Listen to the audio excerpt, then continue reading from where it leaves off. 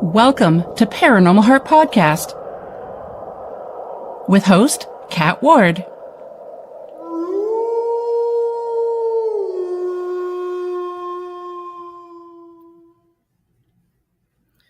Welcome, my haunted hearts, to Paranormal Heart Podcast, paranormal talk with heart and soul. Tonight's segment is streaming live on United Public Radio Network, 107.7 New Orleans, 105.3 the Gulf Coast, YouTube, and any place you find your favorite podcast. I'm your host, Kat Ward. Thanks so much for hanging out with me. First, I just want to mention, if you're looking for a great podcast, join my friends Justin Cancelleri and Eric Skerback on Paratruth Reborn. Explore the mysteries beyond the veil every Tuesday night at 10 p.m. on UPRN, YouTube, and wherever you listen to podcasts. So, folks, tonight we welcome back the legendary Ron Morehead, researcher, adventurer, and the man behind the iconic Sierra Sounds. His lifelong journey began with the search for a biological creature, but over the years has expanded into the mysterious and the ethereal. I always have a hard time with that word. From physical evidence to high strangeness and consciousness, Ron's perspective bridges both worlds. So join me as we explore his remarkable evolution on understanding the Bigfoot phenomena. So welcome back, sir. Thank you, Kat. Good to be here. Yeah. By the way, if you just put an E in front of cereal, you got it. Okay. Cereal. Yes, yeah. Never thought of that. Hey, that's clever. That's how I remembered it. Yeah. That's awesome. Oh, first of all, I just want to say hello to Heidi in the chat. Hello. She's from Boulder, Colorado, I believe that is. And she says, hello, Ron. Let's see if I can remember how to do this. There she is. Just want to wait a couple of minutes until some people sneak in. Some people. Oh, hello there. How are you? Nice to see you. He says hello to Heidi as well. Yep. So, Ron, because I don't always go live, I always like to wait a couple of minutes until people realize, oh, she's live at 6. So, yeah, this is going to be a great episode. Like I told you before we recorded, I had some people message me, say how excited they were that you're going to be on again. So, Well, I'm excited to be here. Yeah. Thank you. This is what I love to do. And everyone loves listening to you, so you're a fascinating gentleman. Oh, well, thank you for that. That's argumentable. Well, myself and my haunted hearts, that's what I call my listeners, they all say so. Oh, good. Nice to hear. Thank you. You're very welcome. Okay, so as people trickle in, I'll highlight some of the questions that they have, if they have any, and or comments. So let's just jump into it if you're ready. I'm ready. I'm ready. So when you captured the Sierra Sounds, what aspect of the vocalizations most challenged your scientific understanding? All of them. Oh. They were very interactive with each other, and of course when they started out at the beginning, they were very aggressive sounding, so that kind of got our attention a little more, because you didn't know what their intentions were. Something new for all of us, So anyway, but they kind of calmed down to where they were kind of chattering amongst themselves, and that's where we got a lot of recordings. Time after we went up there several times, we started recording more and more. And it wasn't until Alan Berry went up there, who was an investigative reporter, who ended up capturing the ones with his recorder that he sent off and had them analyzed by the University of Wyoming, and to show that they were legitimate. There was no playing in it, where there were real sounds, and they were exceeding. Actually, they found out through a year-long study at the University of Wyoming that they were beyond the human range. A lot of them were outside the human range, let's put it that way. So what captured my attention the most was the thought of them. What could they be? Yeah. What could they be? They're huge. Whatever, their voice is huge, and the tracks we saw they represented something very, very big. So you just don't know. And you're wondering all the time. wondering. You must have been excited like a kid in a candy shop. I was. I was 29 when this started for me in 1971, and it was just, it was very exciting because I'm kind of adventurous anyway, always have been at heart, and so I just kind of got enthralled with it and got really excited to be up there, and when these things would come around, I may not show it, but I was excited.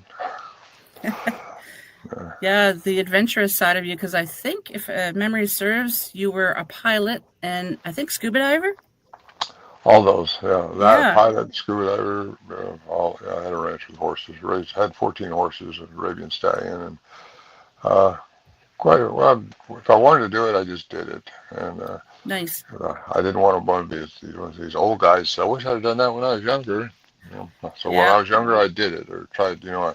I had a good business and I organized it well and had some good managers, and I was able to spread myself out and head across the world and just went into Peru and Bolivia and Russia, Siberia and Nepal, and it was all exciting and always something new to learn. And I was doing, but I had a really charmed life, I guess you might say. It's been excellent, and I'm just very happy for it that I've had all the adventures that I've been able to have and been able to make them happen and actually and be here to respond to them. That's what's important. Yep. It's not the issue that comes in front of you. It's how you respond to it. Mm-hmm. Yeah, you're just very fortunate to be able to travel to all these amazing places. Yeah, I worked hard as a younger man. I was 29 Mm-hmm. when it started, but prior to that, I worked a lot. I didn't know what fun was like. I didn't get in the mountains. I didn't do hardly anything till I met my good friend Bill McDowell, who was part of this hunting group, and I got involved in that. And then all of a sudden, my life just changed into, wow, I like the mountains. I like these big trees and these Yep. springs and all the wilderness and all that stuff. Up till then, I was a pilot, but I flew over it. I really wasn't involved in it to walk around, look at the shrubs or something. Mm. When I Have was you? a boy up in Alaska, I did. I used to run the creeks up there and see how many moose I could find. So, have you ever revisited the original location? And do you feel, if you have, do you feel the energy there has changed over time? Well, I visited. Yeah, the last time I visited was 2018 with David Pilates, Missing 411. Mm-hmm. He wrote those series of books, and I got some. I was there, and they were filming me up at the camp. That was the last time I was there. The whole California was on fire at the time, and it just we weren't sure we were going to get out because we had to get packed in with a mule team, and so it was pretty smoky, but it was interesting. Hmm. And he did it. I had about 15 minutes on his Missing 401, The Hunted. I think I got about 15-minute section on that DVD that he made. Hmm. Interviewed me around the camp there. And yeah, I think David Johnson, one of the elders, his dad's passed away. Warren Johnson was his dad. Mm-hmm. He took the filming crew up there year before last, year before this one, I think it was. And that's the last time I think anybody's been up there because I guess the trail, a lot of it's been messed up from the Overgrown. fires. Oh, okay, yeah, Overgrown in the fires, the yeah. fires and some trees, everything makes it kind of a different looking area, I guess. Wow. So, what is? Oh, go ahead. I was going to say the space is still there. The camp area is still there. Yeah. And the big trees around the camp area there for several acres didn't burn. They underburned. You know how underburn goes, and just burns up everything underneath it. But the trees itself did catch on fire. Hmm. I didn't know that happened, but it happened. So actually, I flew over it after the fires in a little plane, Mm-hmm. and just to look it over, and I noticed that the camp area, what we were, didn't burn so much. At least from the air, it did look like it burned, but you get there on the ground, it had burned. Yeah. Lucky. Well, yeah. So, what's one detail from the Sierra Camp stories that most people still misunderstand, if there's any? Well, they don't realize the remoteness of it, the Mm-hmm. enigmas that were going on there, some people think we still just backed up our truck with a case of beer and had a party or something, but it wasn't like that. And David Pilates showed that in his video, that how hard it is and what kind of a trip it is to get in there. And then when the other filming crew went in here last year with David Johnson, they realized just how bad it was. Yeah. You can't explain the ruggedness of it till you experience it, And, yeah. But I've had a few broken ribs off that trail, and just really? you get a horse or a mule or something that gives you trouble, and you got to have a good animal if you're going to ride in. If you're going to walk in, you're okay as long as you're in good shape. And but if you're going to ride in, you really better have a good trail animal, or he'll mess you up, or mess himself up or something. And that happened with Scott Nelson, the cryptolinguist, that took in a few years back. His horse and was giving us trouble, and the horse I was wrangling along with the riding horse. Well, that's another story altogether. I don't get all that, but it was quite a trip. Never did make it to camp, even though we was trying to. Things happening on the trail. Yeah, I've only ridden a horse twice in my youth, and I didn't find it that easy. Well, some people, I said, well, you know how to ride a horse? Oh, yeah, I ride a horse. Well, that means they got only 25-cent ponies in a little grocery store somewhere, Yeah. Those They don't realize how much you got to do sometimes to help a horse, when you're riding it. You got to know how to ride. Yeah.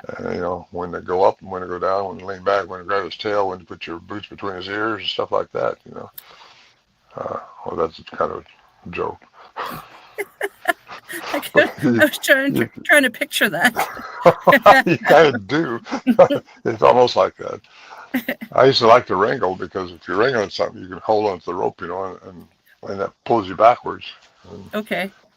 And that's a good thing if the horse is going down a pretty steep area. And a lot of switchbacks and different things to watch out for up there. Going to any backcountry area like that where a lot of people don't ever go, there's a lot of things to know about. Anyway, that's my answer, I guess. Okay. Forgot the question now. That's okay. If there was any details from the camp that most people still misunderstand, was the question. But well, I don't know. Some people don't realize. They think it's an actual cabin that was up there. It was just a group of trees that grew in a circle with cables wrapped around them, and then deadfall leaned up against it. That's what the shelter was. And then two trees was kind of wedged, like a V shape. And we had an old log that we would put in between that, and then strap it and tie it on the inside. So that was our doorway. And we packed in foam to sleep on, and our sleeping bags, and kept them in barrels up there. And same thing with our food. So when we did have a chance to walk in, we didn't have to pack everything in or out. We could just leave it up there, which isn't the case anymore. If you pack it in, you got to pack it out. Because in 2015, the Forestry Service found out about the campsite and made it all. It had to be taken down. But the spot's still there. That's interesting. So we have a question from Mike. Hello, Mike. Thank you for being here. He says, it's 8 miles in, isn't it, to the camp? Approximately, yeah. Okay. Wow. Yeah, Mike. 8 miles. Of course, it's counting. I think Warren came up with that number, and then everybody kind of agreed with it, because it's a long trip in. If you're in good shape, you can make it okay if you're walking, but your animal's got to be in good shape too, because we used to go up there the night before and camp the trailhead, and that way our animals got acclimated to the altitude, because it's not 6,000 feet where you take off, and then once you start climbing, you climb up to 10,000 feet, and then back down, up and down, So your animals, you all need to be in shape if you're gonna make the trip. Just your lungs alone, especially if you live in the valley floor like I did. I lived down in San Joaquin Valley, and it just kind of a big change in altitude when you start getting that lighter air. Yeah. And, did you have any oxygen tanks with you, or was that a thing then? It wasn't a thing then. You either breathe or you don't. Pretty straightforward. Well, my first trip up there with Donald, he took me in. He's the one that got scared off and wouldn't go back by himself. That's how I got involved, really, because I knew them all. But it was quite strenuous, really. I was in good shape. I mean, I worked out all the time. I used to teach martial arts and stuff like that. And I was always just doing something, skiing. Wintertime I'd snow ski, summertime I'd water ski. I just always active. And I thought I was in really good shape. So he took me up there. And I realized, when you walk from 6,000 feet up to 10,000 feet and in and out and back and up and down, and the air makes a difference. And I went into Colorado one time on an adventure with some guys. They took me up to 10,000 feet. And we had little oxygen bottles, that you could take with you and just take a swig off those. That's what you should do if you're new to it, especially because that makes a difference. You can get some good air once in a while. How did the horses fare? Well, it depends on how good they were, which horses you had, and what kind of shape they were in. The one trip I had well, that's another story altogether, but I had a horse that just wasn't cooperating with me. And I bought him, paid $2,000 or $3,000 for him. The owner said, he's so good, he's trail ready, good horse, great. Well, he wasn't that way at all. Oh. It caused me some troubles, but that trail again, you just don't take any horse up there. You got to be trail wise. I mean, you don't want a horse that's going to get skittish every time a rattlesnake or something's on the trail or something like that. That would be good. Well, it happens. I mean, I got a hat band from a 52-inch rattlesnake up there that we had to take out on the way. But anyway, it's a trip. It sure is. I don't know if I'll do it again or not, but people ask me, you ever going to go up there again? Well, I don't have any reason to, unless, I mean, something's still going on up there, I think, though. So according to David Johnson, who went in, I think it was last year, year before, I'm not sure which now. Would be interesting for you to go back. Well, I might, I would definitely ride in, just because if I found a good horse or a good mule. Mules are better than horses sometimes. They're more sure-footed. They think about things. Where a horse, he'll just go off the cliff and say, "The heck with it." But a mule, he'll wait and he'll think about things. And mules are good. Stubborn, but good. Well, that's what makes them good. I don't know about this. Where did that go? There it is. So, are there any biological traits you still believe Bigfoot possesses, despite the more mysterious aspects? Well, in different ones than what I've mentioned before. I think they possess. I think we possess everything they possess, except we just haven't learned to connect with it properly. We have not been shortchanged as a human species. We've been given everything that they have been given, which I think something created them that just gave them something extra that some of them are just God, and they know how to connect with nature. They know how to connect with their vocal mechanism to create frequencies, and we have got all those things. One thing we may not have, if they've got more vocal cords than we do, which that's been suggested.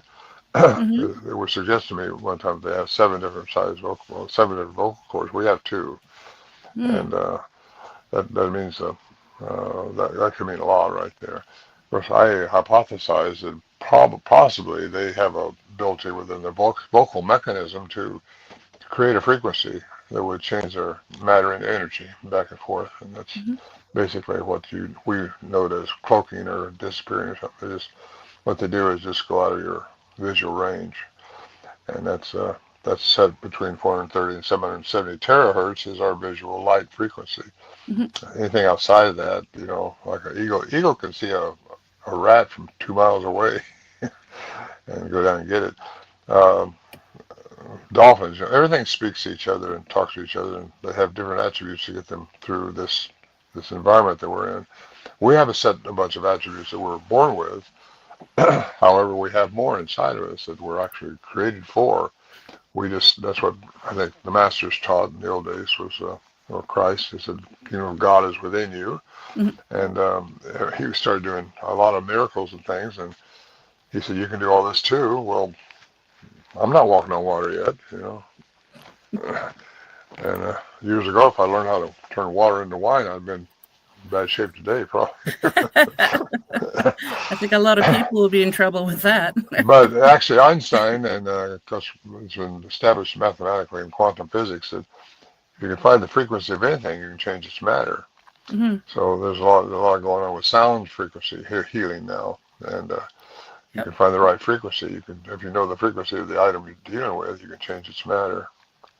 And I think that's how a lot of miracles are done. The quote unquote miracles are just things that we can do that we haven't learned how yet.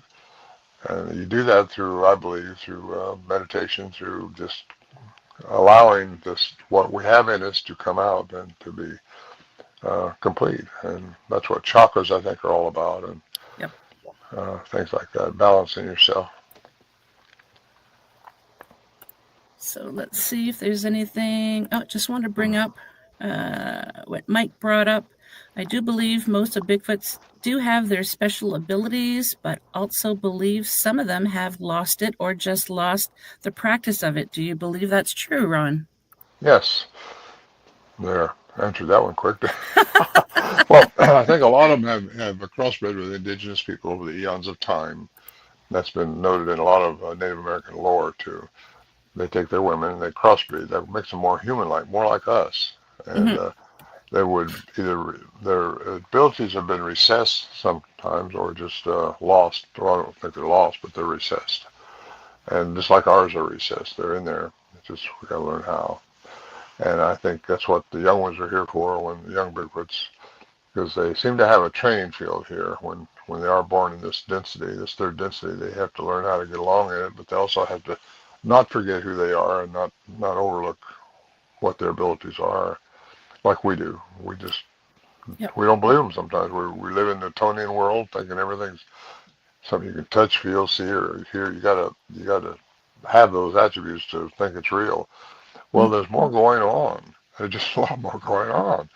And if you get into quantum physics, you realize even like Christopher Breyer, West Texas A&M, he says everything from the atom through the cosmos works under the rules of quantum physics. Well, it used to be years ago, quantum physics was considered only in the micro world, you know. But no, it's throughout the universe. It's everything. So we write on the back of Newtonian physics, quantum physics, but it's what's prevalent. If you learn how to work it and what's going on, you know what it's really all about. It's not quite so mysterious, not quite so paranormal, not quite woo-woo. It's none of that. It's just something to understand. And I think we all have to open our minds up, because you got to have an open mind for this stuff. You won't get it if you don't have. You've been trained and conditioned throughout your life from the time of birth to just think this is what's real and this is what's not real. And you're conditioned that way. And you got to get away from that. Not away from it, but just add to it. Let's put it that way. Can't get away from it. You live in it. So that's my answer to what it was. And Mike, again, I know when they leave our dimension time, is that, if I'm reading that correctly, definitely slows down. Oh, yeah. When they leave our dimension, time definitely slows down. They showed me that with a dead animal, and the only reason why I know where the animal comes from, because it was the neighbor's puppy. Oh, wow. That poor puppy. Yeah, I think, well, when anything steps out of our third density, it gets into the fourth, which is time, or even up higher, depending on where your frequency is. But yeah, time is different then, and that's been established by the astronauts been in space and all. Uh-oh, I seem to have lost Mr. Morehead. Let's see if we can bring him back. Sorry about this, people. My people. Let's see. Gonna have to message him here. I do apologize for this. I don't know what happened.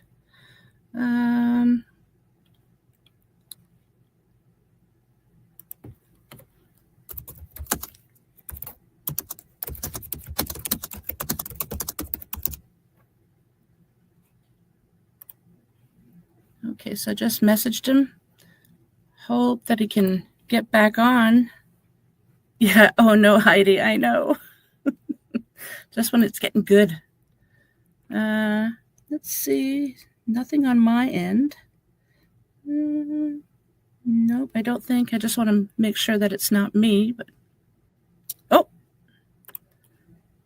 there he is, I think. Oh, I apologize for the technical difficulties, everyone. Remove, add.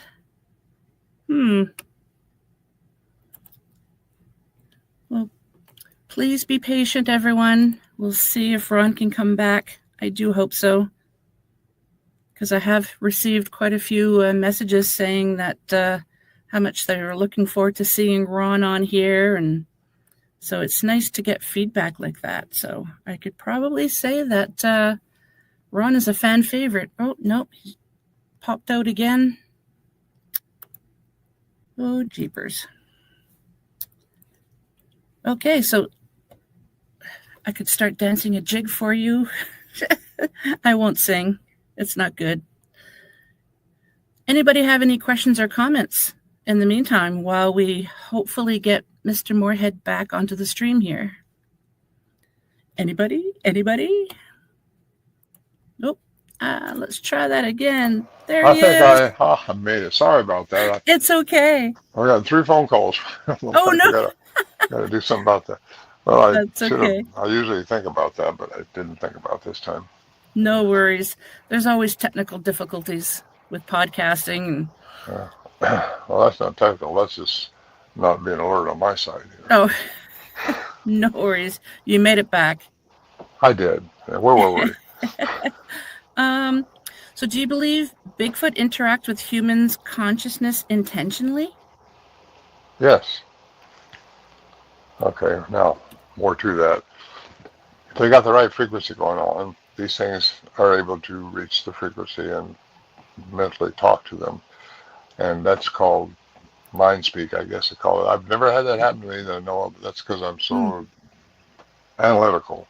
I got to figure out what made that come into my head? What made me think of that? And I never even considered that back in those days.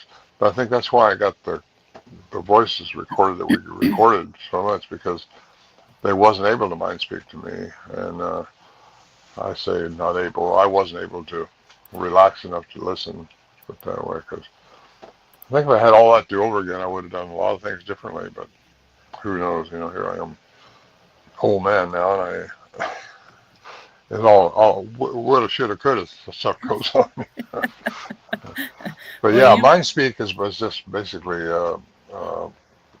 entanglement, quantum entanglement, and that's how it's called the universal. We're all part of a universal consciousness, and you see birds, flocking up in the sky all together, moving all at once, and same way the fish in the ocean, spooling together, and they're not talking to each other, and we have this ability to actually, if we just would turn loose and let it happen, we can mentally connect with other people. Mm-hmm. It's amazing. I've heard a few people. There seems to be more and more people talking about the mind speak that they have within that we just didn't hear about many years ago. So just makes me wonder, why are people just vibrating at the same as the Bigfoot? Or vice versa, yeah. I think they can pick up your vibration, just like an animal. A lot of animals do that. My horse could tell which way I was going to go just by me thinking about it, without me cueing him anyway with my knees or anything. He would know which way I wanted to go on a trail or something. Yeah. And animals have a way of reading the aura and sensing the energy around you. And I think these things have that same ability. Well, I'm sure they do, pretty sure. And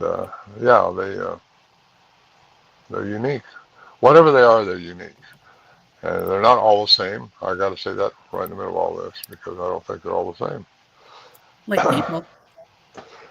Kind of, except we're all the same species. I'm not sure they're all the same species, to be honest. I think we've been visited by a lot of aliens over the eons of time. And we're talking about hundreds of thousands of years. A lot of hybridization things are going on here from advanced intelligences. And they have just hybridized a lot of things. A lot of species here now are hybrids. from probably an alien species that visited the planet. And that's what we are too, really, if you get into all that deep enough. But you got to get into Mesopotamian, into Sumerian texts and understand what's really being said and how things happen, like our ancient texts, our Bible and things like that. Because I was raised with the Bible, and that's the Word of God. That's all you can go by. Well, that's been gone through conditioned minds, and for all the way from Constantine into King James in 1611. Constantine started that, Roman emperor, and in fact that's what Constantinople is named after him, Yep. But he started the Nicene Creed, and a lot of people have heard about that. Well, that got all the religions into one place so that he could control. And so anyway, I forget where I was going with that. But like I said, I just ramble on, so that's okay. Interrupt me. So let's see. Has the journey changed? How could I word this? How has this journey changed your spirituality or philosophically? I really can't speak tonight. I apologize. So has the journey changed you spiritually or oh, good grief. Physically or spirituality or philosophically? Thank you. Yes. Oh, Lord. I got through that one. Well, yes. I mean, I don't think it's changed me. It just had me grow. I think I grow, and you just got to keep learning and digging into things, because the curious mind's a very, very good mind to have. Yep. And I've always been curious about stuff. And the stuff that happened in the Sierra camp was very, very, well, mystical. So I had to figure it out. So it keeps you looking. So being raised spiritually, being raised religiously, I knew scriptures quite well. I knew the first thing I started doing when I ran into this stuff was I looked in the Bible where giants come from.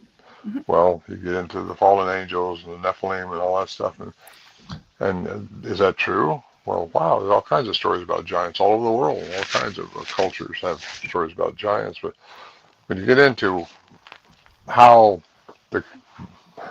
some of those ancient texts was manipulated and changed for control over the popular,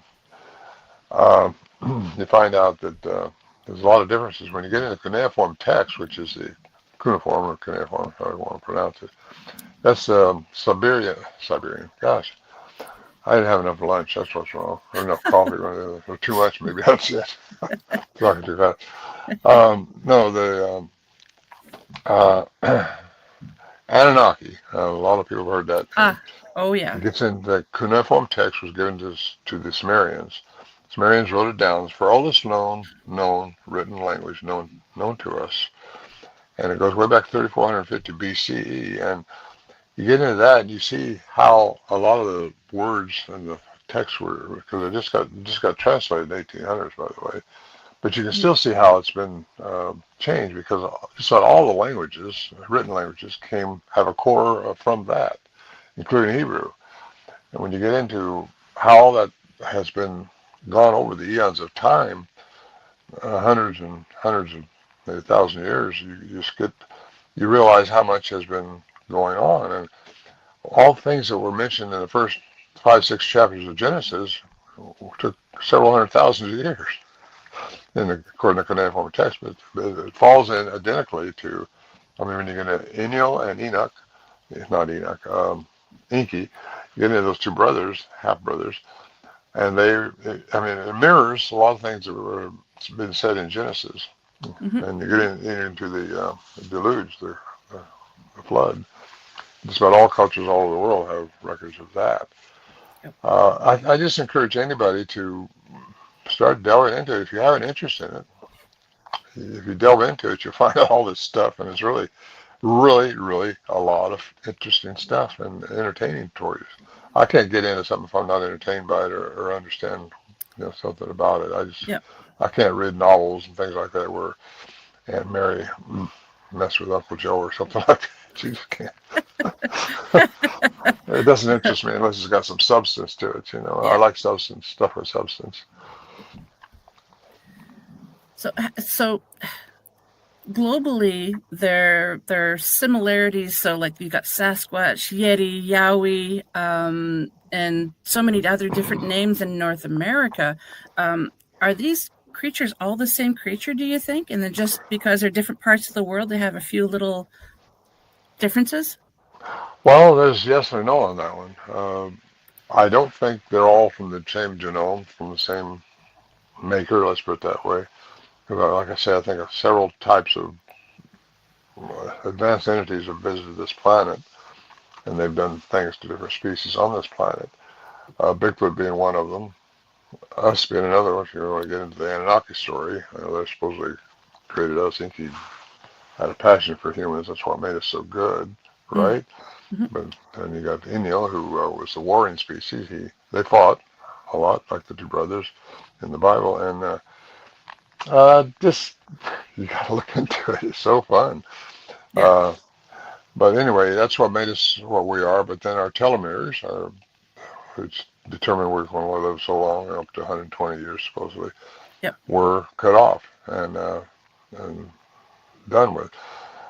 However, man used to live a lot longer, and that's pretty much recorded. And I think because the density was a lot different on this planet prior to the deluge too. A lot of animals were bigger, men were probably bigger, everything was bigger. But I think that's got something to do with the density of the air.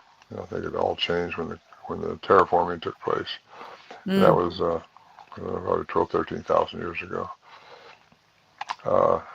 But as far as them all being the same, in my opinion, they're not. But they could have a common denominator way back somewhere. Mm-hmm. But like the ones in Nepal, up in the Himalayas, they're shorter. They're about 6 foot and 5.5, 6 foot, but they're really robust. And yet their mitochondrial shows they got human in them. So just about all these things, when you get a quality DNA out of them, which isn't done very much because most geneticists won't touch the subject, but it shows the mitochondria, which is the maternal side, is a lot human. There's a human component in it like we have. So most geneticists or scientists will say, well, it's been contaminated. Well, that's not necessarily true. Perhaps it was, but I'm not sure. No, I don't think so. Yeah. Not all of it. I think probably there's a human component in them, just like there's a human component in what we were dealing with up there in the Sierras. Mm-hmm. And I've established that, I think, from a professional standpoint. You get Dr. Curlin, professor of electrical engineering at the University of Wyoming, who established their vocal mechanism was different than ours, superior. They could make the sounds that were inside, outside, below, and above what we can do as humans, the average human. He was analyzed that one that he thought, compared to human, was over 8 foot tall. Well, that's from our sounds. Then you got Scott Nelson, cryptolinguist, 2-time graduate of the Foreign Language Institute in Monterey, California, for the military. Had a career in the military as a cryptolinguist, listening to unknown languages or unknown just codes to see if there's anything going on for the military. And then he retired, went into school teaching, foreign languages, Russian, Persian, and all that stuff. But anyway, he's a cryptolinguist that got a hold of these by accident, and he said there is a language within the sounds that you guys recorded. So you put that together with Dr. Curlin saying, well, it represents something over 8 foot tall, and then you got Scott Nelson, professional cryptolinguist, saying they have a language.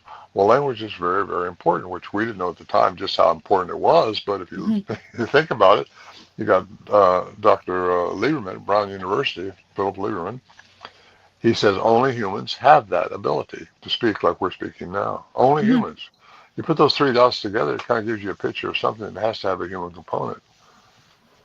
Unless you want to argue with the professionals, because I don't argue it. I just say that's the facts.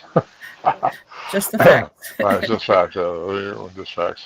Well, it's interesting what you mentioned earlier. I never even thought of the vocal cords, where you mentioned that they have more vocal cords than we do. I never even thought of that before.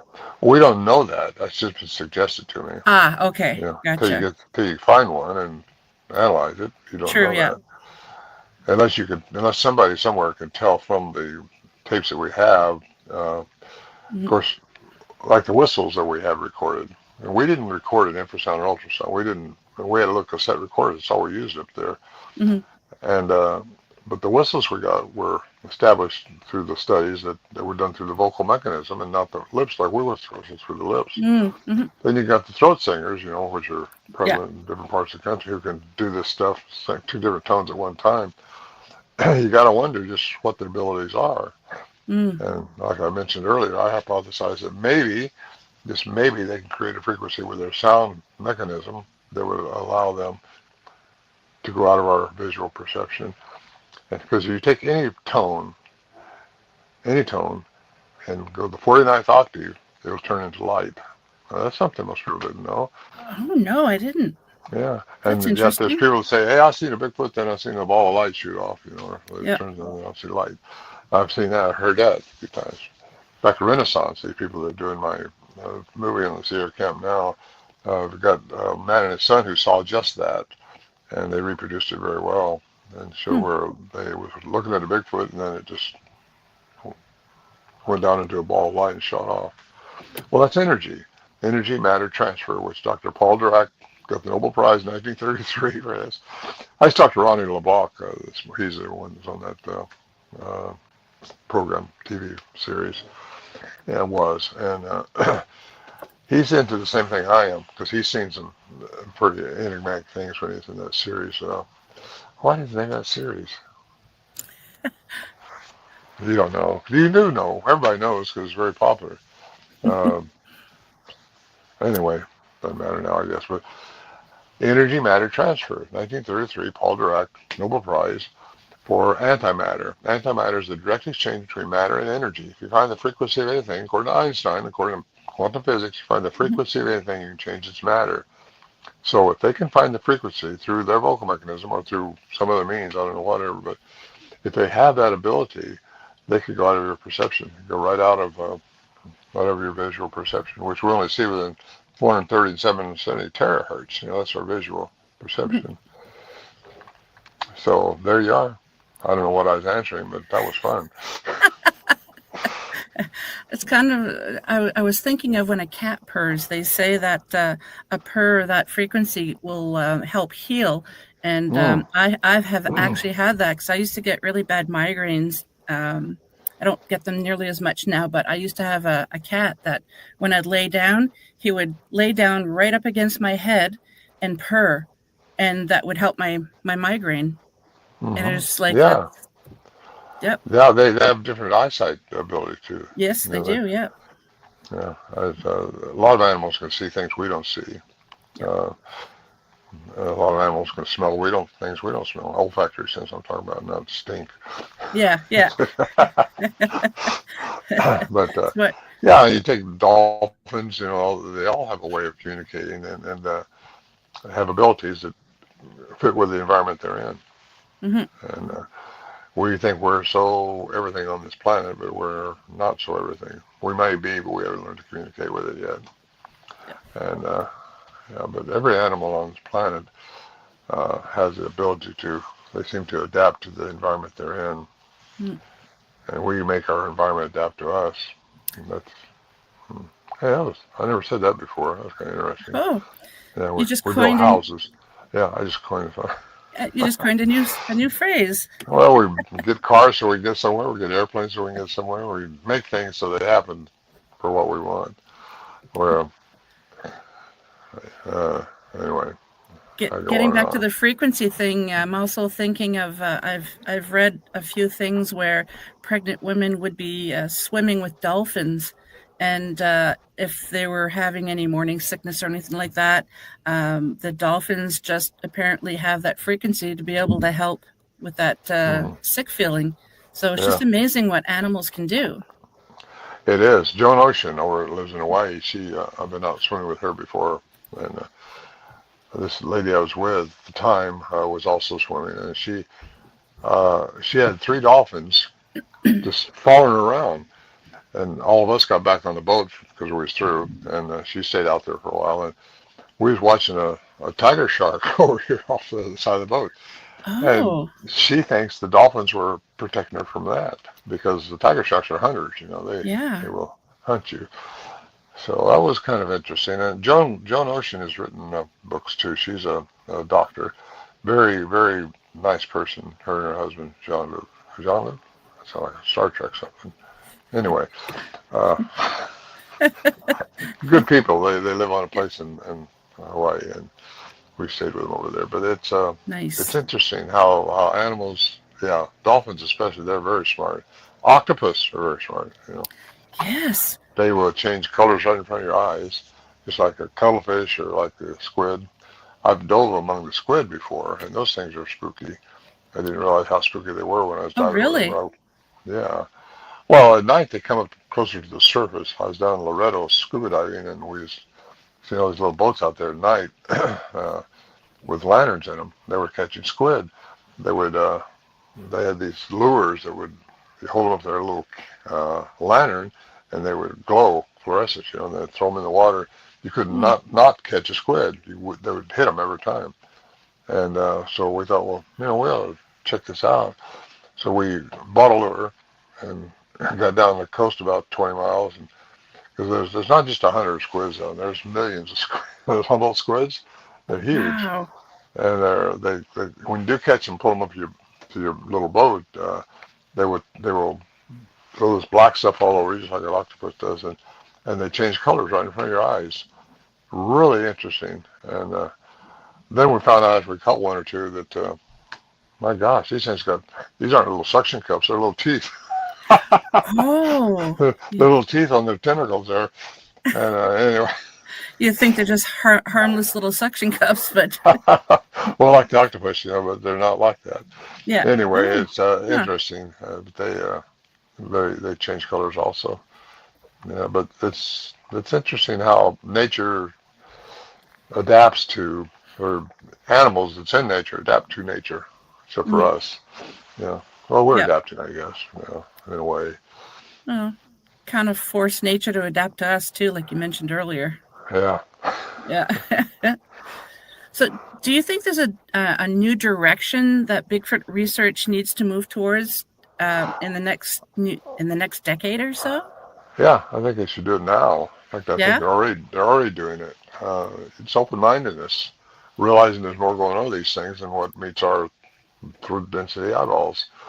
Um, yeah, just realizing there's more going on than what they see, feel, or touch. It's not just Newtonian physics that's working around us, in us, and through us.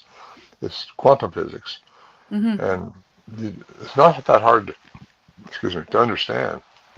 You never totally understand it because you're not meant to know the end of the universe. Can Mm-hmm. anybody listening now know how far it is to the end of the universe? If they do, I'd like them to tell me because there's no way you can know that because how can there be something with no end? Mm. What would it be? Or could it be? Anyway, that got me kicked out of the science club one time. Oh no. I said, I want someone to give me an answer. Everything's measurable, predictable, and all that stuff like quantum, like Newtonian physics says, everything's measurable and predictable. Somebody tell me that. Mm. It didn't happen. So that's where quantum physics is. It's unpredictable. It's just not measurable. Mm. Um, it can be instantaneous or not. And where Newtonian physics is, a ball drops. Well, everybody knows how that works. You can measure every part of the ball as it's going down to the bottom. But in quantum physics, it could be up here, then it can be at the bottom, or just like that, without nothing in between. It's kind of like our telepathy works. See, there's a part of quantum physics. We all have telepathy. We all have those deja vus. We all have Yep. things happen that we just don't know what's going on. But that's where you don't just get stumped and say, well, that's I'm dreaming or something. No, that's Yep. when you really just need to look into it deeper. There's no such thing as paranormal or woo-woo or nothing like it. It's all works under the rules of quantum physics. And if you just look into it, it's not a mystical. It's just unknowing. Once you know more, because you die for the fear, for the lack of knowledge, you die. And we need always, like I said, when you're green, you grow, and you're ripe, you rot. So you just want to stay green and keep growing and keep learning. And like I say, take things with substance and not novels or these soap opera things. If you can't say something nice about something, don't say nothing at all. That's what my grandfather always said. Yeah, I got that when I was a little kid down at Disneyland, I think it was. I went to that Big Bear something down there, and these moose up on the wall said, "If you say something good, don't say nothing at all." Well, that's true. And really, if you realize that your words are vibrational frequencies, and your words are so important, so you want to say what you want, not what you don't want. Don't get them say, "Oh, I feel horrible today." No matter what you really do feel like inside, don't say that, because that just adds to the energy that's going to be created. Because our words are energy. They're powerful. And I think we got to learn to say things that you want. And that's why you don't talk negative about anybody unless you want them to be that way, because that's what's going to happen. You don't say those things, because if it doesn't do somebody good, don't say it. That's my philosophy anyway. Yep, like you said, if you're getting up in the morning and you say, "I don't feel good," just sometimes what I like to say is, "This is going to be a great day." Exactly. I did that I do that every morning. I try to, if I remember, Yeah. if I'm not feeling bad. No, it's important to say those things, because I don't get sick. I haven't been sick in ages. Just because I say I'm healthy, wealthy. Yep. I'm healthy and wealthy. And I'm typed after the universe, because it's like I tell people, well, my son is typed after me. I mean, he's my son. He's part me. Well, we are part divine creation, and we don't know what that is. We call it God. Call it whatever you want to, but it's the divine, the master creator. And I think that was working through the ninth dimensional Anunnaki, really. And that's what we're designed to go to, is the ninth dimension, I believe. And there are other dimensions. I think most aliens are in the fifth and sixth dimension, unless they're going through the dimension of time, which is the fourth, I believe. And this is all all this is my thoughts. Don't anybody take my word for anything out there. Just open the book and start reading, and you find that a lot of stuff starts making more sense than you ever thought it would. And the cuneiform texts, which are now, there's thousands of them, from the Sumerians. That's the eye opener right there, I think. But don't take away from who, because people think God is somebody floating up in the sky or something that's going to count every hair on your head and all that stuff. Well, that's not necessarily who we're typed after. We're typed after the divine being who created that. It's just, that's my opinion. And I believe that we're part of that, every human being. And that's because of the way we were created. And because we're all hybrids. And, that's what they tell us. Yeah, well, we are. And Bigfoot is too, but I think they've been here, a lot of them have been here longer than we have, longer than Homo sapiens. Yep. And, I agree. Some have been here all this time and have advanced, and also a lot of them are crossbred with indigenous people, I believe. So that's what I think the Patterson film was, is a hybrid, really diluted down from crossbreeding. I think it's more, because you look at the tracks, even the prints that came off the Patterson trackway, and very human-like, very human-like. I got one of those from Bob myself, and they're not like ours. Ours are bigger, they're more splayed, and they're that way throughout the years. You go up there, you find the same track display, figuration. Gosh. I think you caught what I had with being tongue-tied. Yeah. So anyway. Well, I have one more question for you. Oh boy. And then it's the end already. Oh wow, yeah. If you had a message for new researchers entering the field, what would it be? All right, I like that question. Who asked that question? I just did. Oh, okay. Okay. Are you a new researcher? Know who you are as a human, made very unique. Know what kind of opportunity you have to be here on this planet, to experience things, and just learn how to respond to experiences with a positive attitude, with love and compassion. Don't get mad at anything, because nothing to be mad about. If you experience this because you had to learn something, and so learn something from it. No such thing as losing. and you learn something from every experience you got, and learn what good comes out of it, because good comes out of everything if you look for it. You find what you look for. So look for the good in people, and have that vibration going on when you go into the woods. Because when you go in the woods, if you really want an experience, just be who you are and keep your frequency the right way in a positive manner, and go in with respect, and don't try to trick anybody. Don't try to. I got a whole group of things that I talk about as far as what worked for us up there at the time, and that was like I say 50 years ago. So, but it still works. I have people experience using these techniques. A lot of it is look for the sound of silence. Don't be afraid. That's the hard one right there. Don't have fear, because that's easier said than done. If It some is, yeah. 10, 12 foot tall comes out and screams at you, you're probably going to want to shoot at it or something if you got a gun. Yep. That's what I think was happening in Portlock, Alaska, when I was up there with those in that filming thing with the Discovery Channel. That's just I think probably this thing where they were overfishing, over timbering, they were mining it. Everything you don't do to an environment, they were doing. And of course, again, that was the late 1940s, so no one's around you can really talk to, but you see pictures and you hear stories and you read the newspapers that were coming out then, and you realize that I think that's what was going on. So anyway, be who you are, be happy, and grow, and do your homework. Homework, yes. And I have 3 books out. Oh, yes, please mention the books. The film's coming out, Voices in the Wilderness. That'll be out after the first of the year. And I got a audiobook coming out in another week or so. It should be on my site, with ronmorehead.com. And what else I got going? I'll be speaking at the Quinault this weekend, 22nd, I think it is, of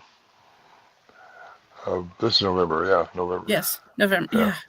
I'm getting my months confused too. So that's what I got going on. This podcast here and there. I had one yesterday. Got this today. Thank you very much, Kat, for doing this, and I appreciate you're very being welcome. on. And if I talk too much, just tell me. And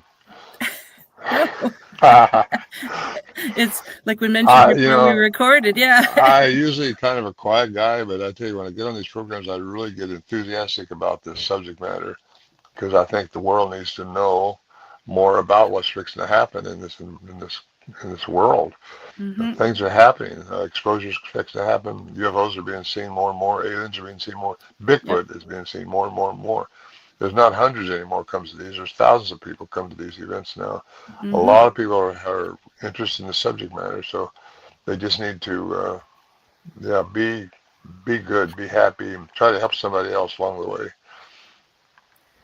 Yeah, I also believe that just because 2 people researching any topic, really, if they have 2 different views, don't get angry and say the other person's full of BS. Listen to each other. Yes, that's exactly right. I'm glad you said that. Yeah, that's a very good thing to say. Never down somebody else for having their opinion. No. And don't try to tell somebody else what to do. Yep. You can suggest it all day long, but don't tell them, because they got to respond to it themselves. Yep. That's part of the challenge we're here as human beings, to grow and learn from experiences. That's how we get out of our third density, by the way. You're going to stay in this third density environment, either this one or another one, some other planet somewhere, until you learn love and compassion. Definitely. That's what we're supposed to be all about. Yeah. Well, thank you so very much, Ron, for being on the show again. I really appreciate you taking the time to chat with me and chat with the audience. Oh, thank you, Kat. I appreciate it. A lot of fun. Thank you. Exciting. Thanks for having me. Anytime. I'm going to take you out of the studio, say my farewells, and if you have a couple of moments, we'll just chit-chat for a couple of minutes. Okay. So a huge thank you to my special guest, Ron Morehead, tonight, and to you, my wonderful audience, for tuning in. I also want to thank UPRN 107.7 New Orleans, 105.3 the Gulf Coast for carrying the show. If you enjoyed tonight's episode, please like, subscribe, share, and comment. It truly does mean the world to me. And if you'd like a little piece of Paranormal Heart to call your own, you can grab some swag like this Paranormal Heart Podcast mug. for those of you watching the video. So you can send me an email at paranormalheart13@gmail.com. Until we meet again, take care of yourselves and each other, sending you all much love.